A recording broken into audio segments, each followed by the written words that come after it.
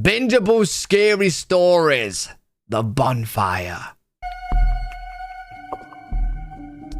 Simply put, a goth is someone who finds beauty in things that most other people consider to be pretty dark. But most Americans tend to associate the term goth with the teenagers of the late 90s and early 2000s that wore all black and wore heavy black boots and would hang out in cemeteries. And while that representation of goth culture is, of course, limited, it is a good representation of the two protagonists in today's story, best friends Rachel and Molly. In the 1990s, Rachel and Molly were full-blown goths. They had black hair, black makeup, black clothes. They had the black heavy combat boots. And at one point they... You know what? If you classify a goth as like wears all black, then I am one too. But actually, no, I'm not, because I'm wearing a white t-shirt right now. But most of the clothes I wear, I'm just rocking all black. I'm always in all black, other than right now, white, you know, but I'm the opposite. I'm goth, but our other goth friends started hanging out in a cemetery. I always wear all ironic black and funny. Like, look at us, we're goth. We hang out in cemeteries. And then they actually enjoyed it and began hanging out in a cemetery like every weekend. One Friday night, Molly calls Rachel to go hang out in the cemetery. And as it happened, Rachel was just sitting at home and she was bored out of her mind. And so the call came at a perfect time. And so Rachel's like, yeah, I'd love to go. And so she flies downstairs and she sits on her front step and she's waiting for Molly to show up. And eventually Molly's car rolls down the street and Rachel immediately recognizes that Molly is the only one in the car. And Rachel, whenever she would go to the cemetery at night with Molly, they were always there with a group of at least 4 people. Even though they liked hanging out in the cemetery, they did recognize that it was a little bit creepy at night to be out there, and so they liked kind of rolling in a fairly big group. And so Rachel hops in the car, and her first question to Molly is, where is everybody? Are they meeting us there? And Molly said, oh no, everybody else is either working or they're kind of hungover from the party from last night, so it's just us two. I hope that's okay. And at the time, Rachel actually in her head was like, no, I don't really want to do this anymore. But she was like, oh yeah, that's fine. Yeah, we'll just go. It's just the two of us. It'll be fine. Molly takes off from Rachel's house and she makes the familiar kind of winding commute to the front gate of this enormous cemetery that sits right in the center of town. They drive underneath this massive wrought iron gate that looks very medieval, very foreboding. It looks like it's out of a cheesy horror movie, this like cliche entrance to a cemetery. And so they go through there and they're on this road that stretches all the way down through the cemetery and basically splits it in two. On the left side, as you're driving in, was an area closest to town, and also it butted up against a major public university. And then on this side of the cemetery... No, not my idea of a romantic date. Their idea. Oh no, bro, if I ever went on a date and they took me to a goddamn cemetery, they might be a new grave and it's not me. You had a bunch of residential houses that butted up against the side of the cemetery, and where Molly and Rachel and their crew liked to go was on the right side all the way back in the corner, because there was a section that was kind of situated between these two hills where not only were they obscured from the cemetery road and the main road once they were down in this little depression, there was also no houses that happened to look over that spot. So it was kind of like the hidden section of the cemetery, and there was also this big boulder that people sat on and a big tree you could lean up against. So that was their spot. So Molly drives in the gates, she heads down that road and she turns right onto a dead end road. She takes that down about a couple hundred meters till it dead ends, and they park. And then the girls get out of the car, they light up cigarettes, and they walk down this hill that's just beyond where this dead end comes to an end. And so they walk down this hill and it brings them to this clearing where this big rock and tree is. Rachel hops up on the rock and she turns around, so she's facing back up the hill they just walked down, and Molly is right next to her on her right, leaning up against the tree. And for the next hour or so, they just crushed cigarettes and talked about their various boyfriend drama and life drama and whatever else they wanted to talk about. After a while, the girls started to smell a bonfire. And from where they were sitting... Wait, they want to burn down the cemetery? Jesus, mate! They could see a hill in front of them, and there was actually another hill over here. And so their view is pretty obscured out of this little valley they're in, so they can't see any fires anywhere.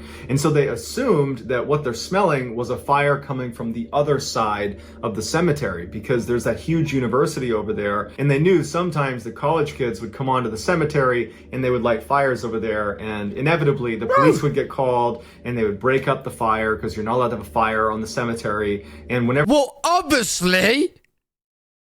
Bro, why is everyone going to cemeteries? Like, what is up? Am I the only one that don't like them? Why is everyone going? Whenever they did that, the Am I police would missing actually out? make rounds around the entire cemetery, and historically, basically, if you were there hanging out, they would tell you to leave. And so they think, okay, this is probably a good time to leave, because probably in the next 30 minutes to an hour, the police are going to be here, they're going to come over here, see our car, and they're going to ask us what we're doing, and we're going to have to leave. So let's just leave now. So Rachel hops off the rock, and the two of them begin meandering their way back up the hill towards the car. When they get about halfway up the hill, they notice to their right something bright. Now, because they were higher up, they could actually see over the hill to their right, and what they were seeing was the top of a bonfire. Someone's so the girls going take to a couple hell. more steps up the hill to gain some elevation to hopefully be able to see better down into where this fire is. But even when they're up almost at the top of the hill, that fire is too far down on the other side of that hill that they can't see any people, and they can't really tell how big the fire is. They're just basically seeing the top flickers of it. Even though they don't know anything about the people over there at this fire, what they do know is when they showed up, there was no fire over there. They would have recognized it. So whoever's over there had to have shown up and built this fire while Rachel and Molly were down at the rock and tree, which means there's a pretty good chance they didn't see Rachel and Molly. This is a pretty private area. Right. Their car was parked a little bit off to the side of the trail. And so Molly picks up on this and she says to Rachel, hey, let's sneak back down and walk up their hill and look down and see who's here. I bet it's a bunch of college kids. It'll be funny to see what they're doing. But Rachel had a weird feeling about it. She's Yo, people's got a different kind of idea of fun. Let's go and see and spy on people setting fires to a cemetery. That does sound fun, bro. That does sound fun. thinking to herself, if this is college kids, why would they have their bonfire this far away from campus? I mean, this is literally the farthest point away from the side of the cemetery that's close to their campus. If they're having a party over here, there's a good chance that anybody going to it is going to need to drive. And that just doesn't make sense if you can just walk to the other side of the campus and have a bonfire over there. And so Rachel is logically deducing that this is probably not college kids. But who else is having a bonfire in the secret section of the cemetery? Oh, I don't know. It could be. Have you ever heard of Eddie Gain?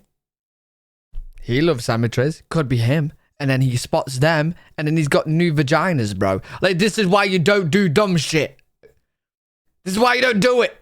Middle of the night. And Rachel's thinking that now if the police come here, they're definitely going to see us because we're so close to this bonfire, and so it's probably not a good idea to stick around much longer. But despite Rachel's hesitations, she is intrigued and she does want to see what's going on over there. So the two girls walk down the hill, they make it down to the rock and the tree, then they turn left and they begin walking up this other hill, the hill that's going to bring them up to this fire. And so they only get a few steps up this hill when they're suddenly hit with this disgusting putrid smell. I can't lie.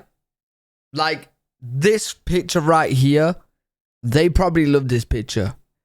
This looks like a really cool desktop background. Especially when you're a goth and you're in a cemetery as well. Because it's like you're walking straight up into hell. Like, yeah, they're saving this one. That just encompasses them and it makes them Go gag, photo shoot. and they're covering their mouth and their nose. And Rachel exclaims, "Oh my God, what is that?" And then as soon as she says it, she realizes she was really loud. And she's like, and Molly's like, and they both freeze, wondering if the people on the other side of the hill have heard them. And after a little bit of silence, Molly's like, "You want to keep going?" And Rachel's like, "No, we gotta go."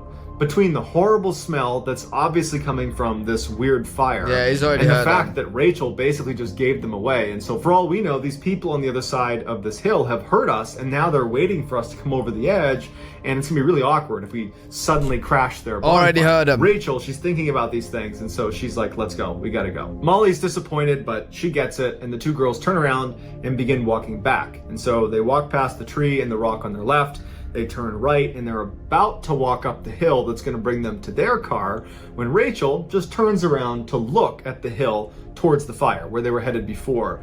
And standing at the top of that hill is a man just looking down at them, and the fire is illuminating him from behind, and they can clearly tell it's a man standing there looking at them. They and fucked immediately up. the girls felt really uncomfortable. It was almost like they had just been caught spying, even though they didn't actually get caught spying. It was what they were going to go do.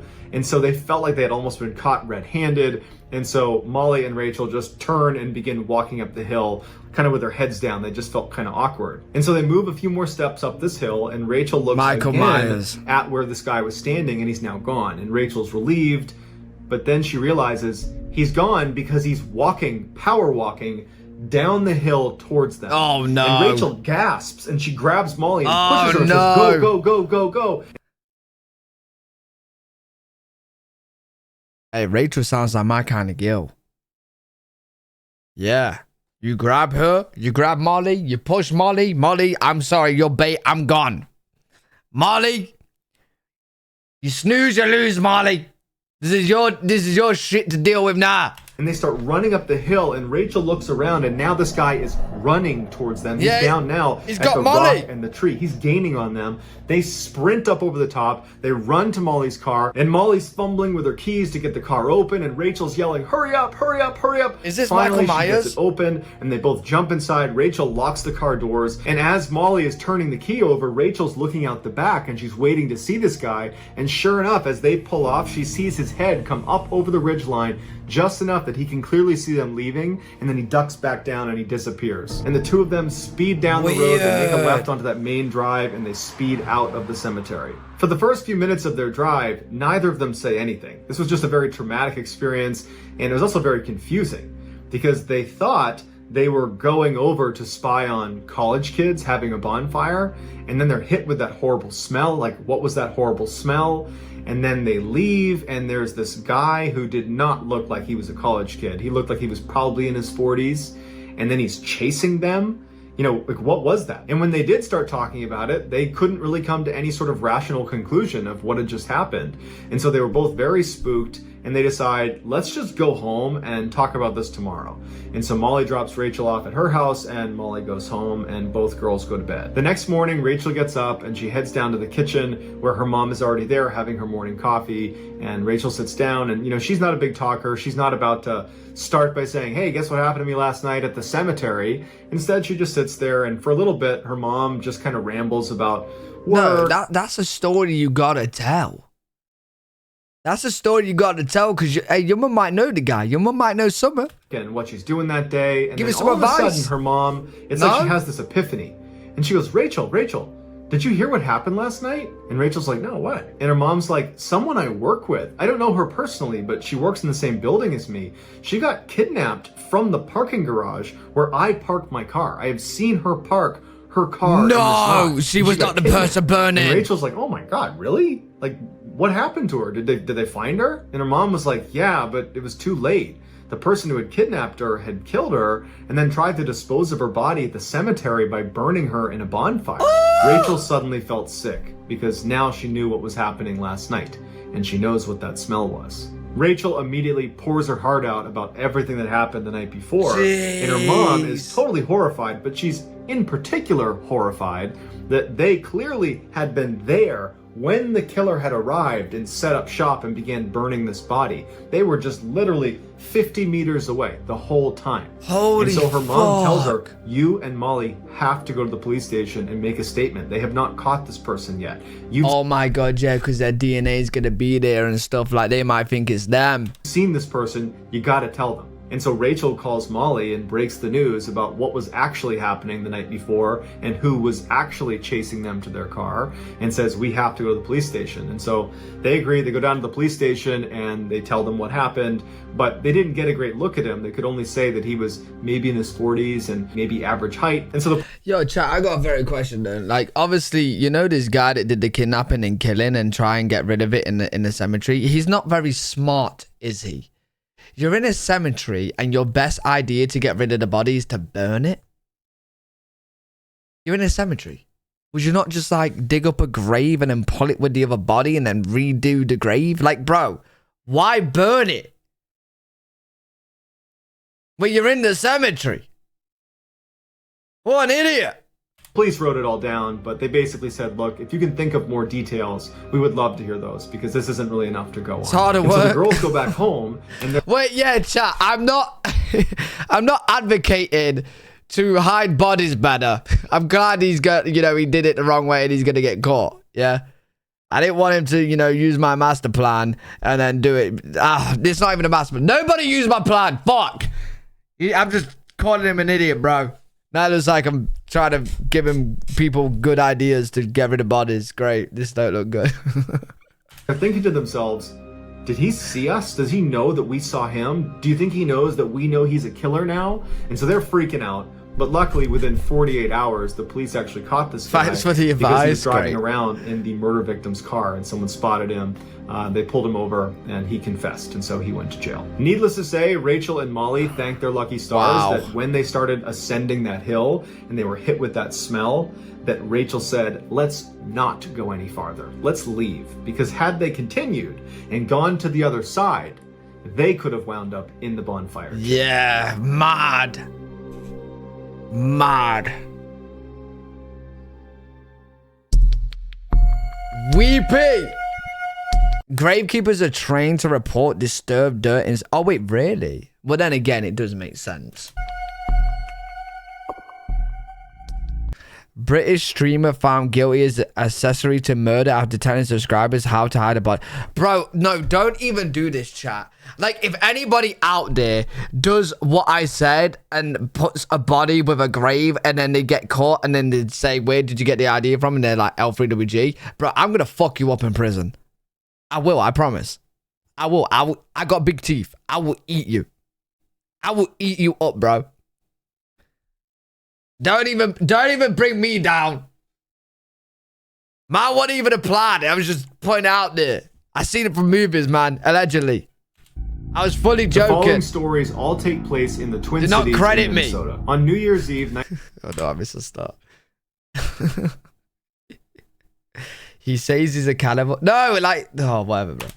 The following stories all take place in the Twin Cities in Minnesota. On New Year's Eve 1980, 20-year-old Karen Potak was out at a bar with her friends celebrating, and at some point in the night, she slipped out because she didn't want to stay any later, and she began walking home. Now, she didn't have a jacket on, and it was very cold outside, and she's kind of stumbling through the streets, and a man sees her and pulls over and offers to give her a ride home. She's kind of intoxicated, and so she agrees to get in his car, and they drive off. A couple hours later, around 3 a.m., the police received this phone call. Yes, please, this is an emergency. Please send a squad to Pierce Butler Road, Molenberg Manufacturing Company, machine shop. Please, there's an ambulance too. There's a girl hurt there. Can you tell me what happened to her?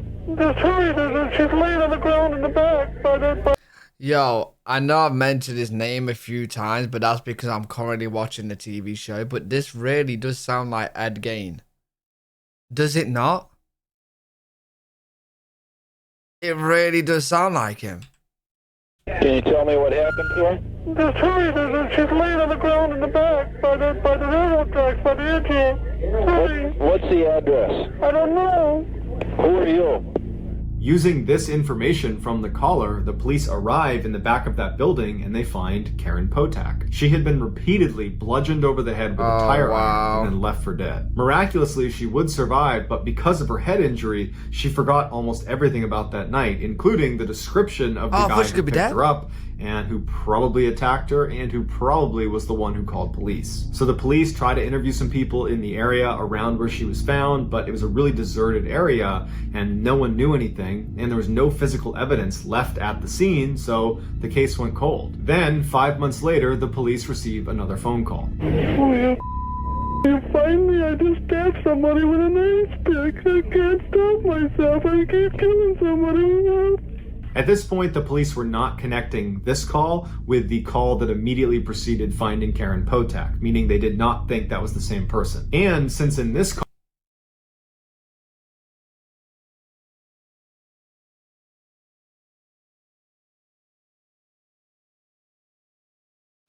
Yo, sometimes when I see like police activity, I just sit here and just question, who did they hire?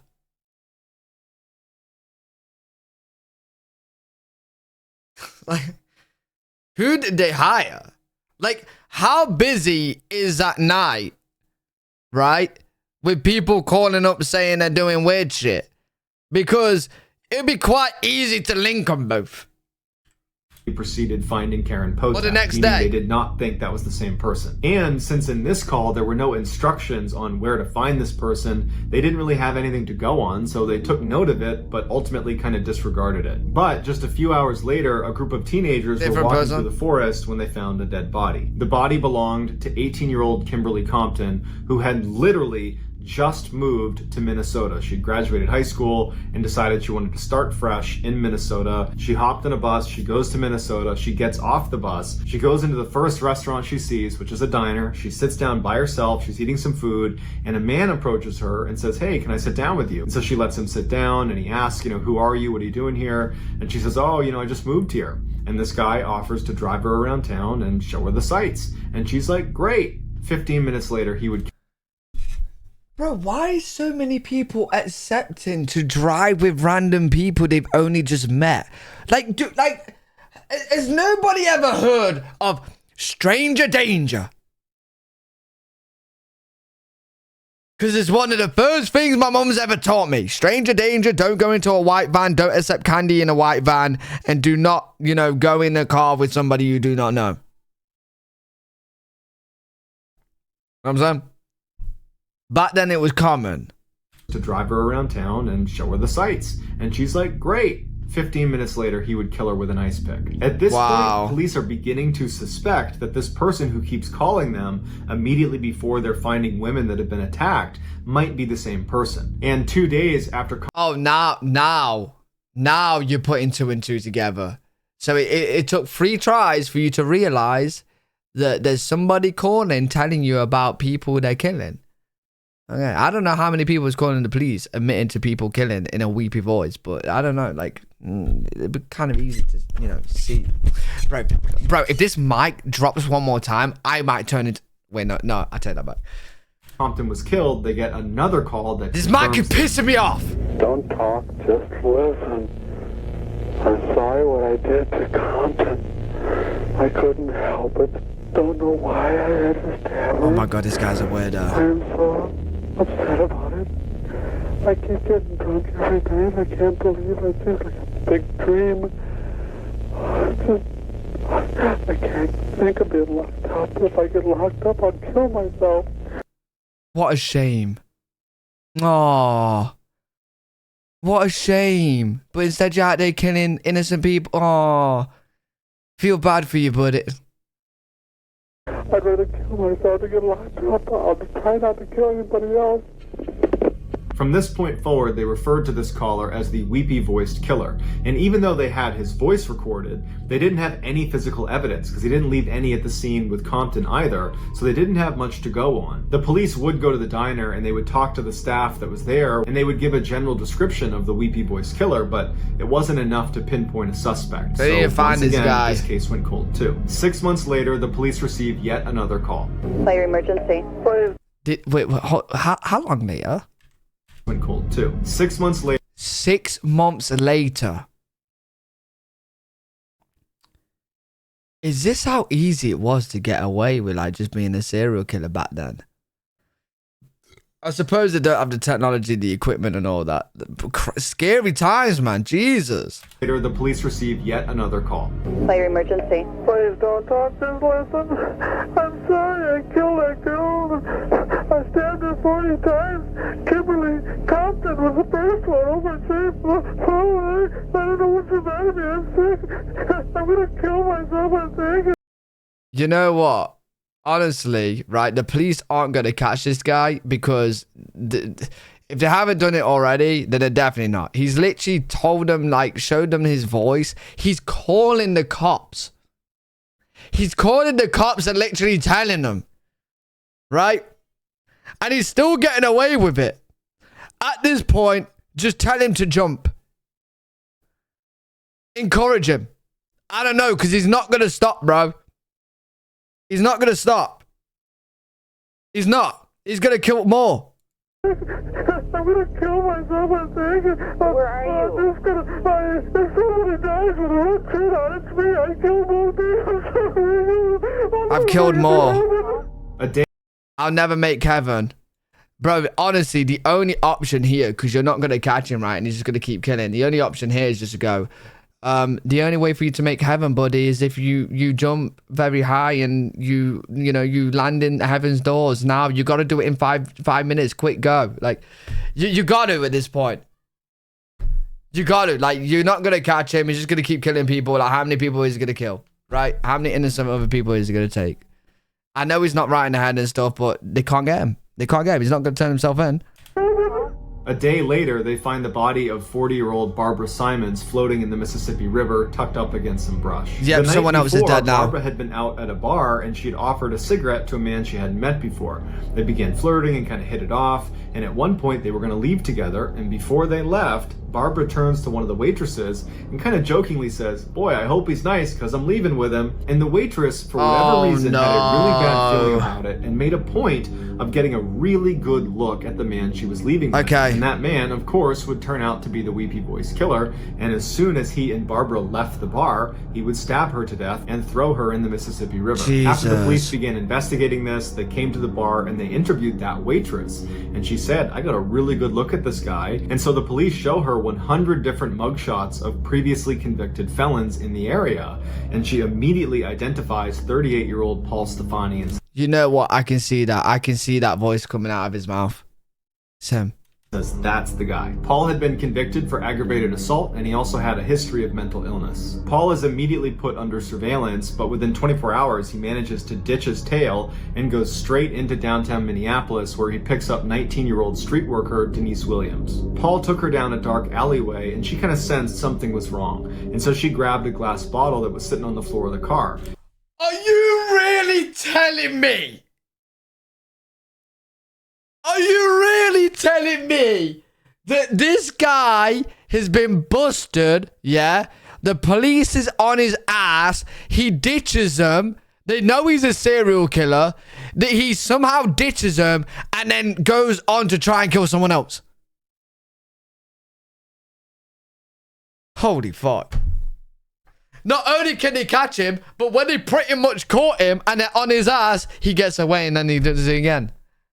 Well, hopefully she defends herself, but he nearly does it again. And when he went to attack her, she managed to hit him in the head and cut his face really, really badly. Good. And she managed to protect herself enough that she Good. could get out of the Nice. car and run away and save her own life. And a neighbor saw her running out of the car and kind of saw the whole exchange, didn't like how it looked, so they called 911.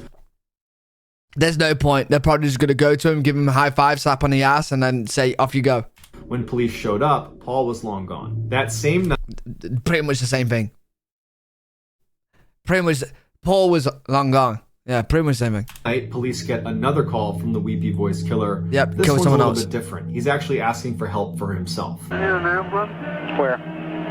1505 Westminster? 1505 Yes. Westminster. What's the problem? I'm all cut up. I got beat up. What's your apartment number? 208. I'm bleeding 208. Where are you bleeding from? from my arm, my face, my head.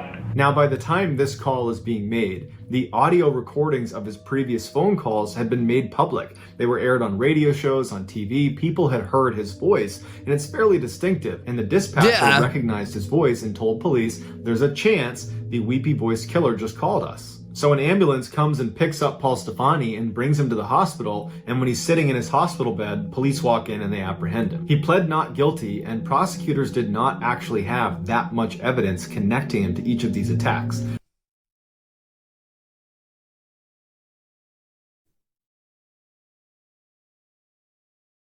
I've just heard like 9 different evidence of him admitting to killing. What do you mean? No evidence. Witnesses. Phone calls. What do you mean?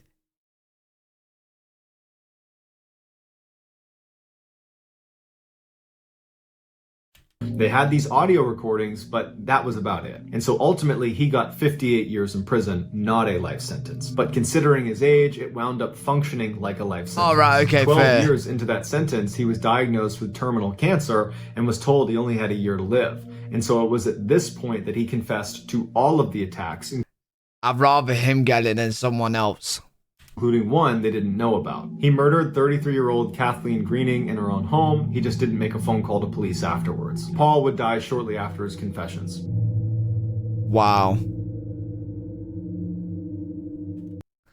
Wait, you guys are telling me if I call the cops right now after I just committed murder, right, and told them, right, and they got no other evidence, that phone call they could not put me away for?